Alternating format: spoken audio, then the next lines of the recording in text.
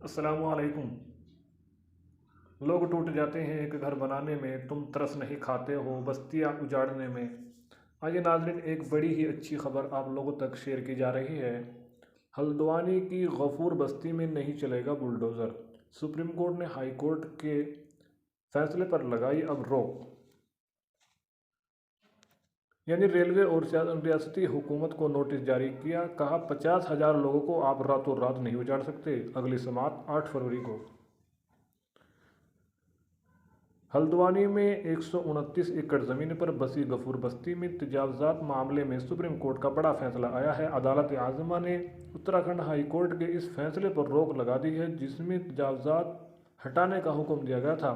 ساتھ ہی اتراکھنڈ حکومت اور ریلوے کو نوٹس جاری کیا ہے۔ معاملے کی اگلی سماعت 8 فروری کو ہوگی۔ یہ سماعت جسٹس سنجے کشن کول اور جسٹس ابھے ایس او کے بیچ نے کی۔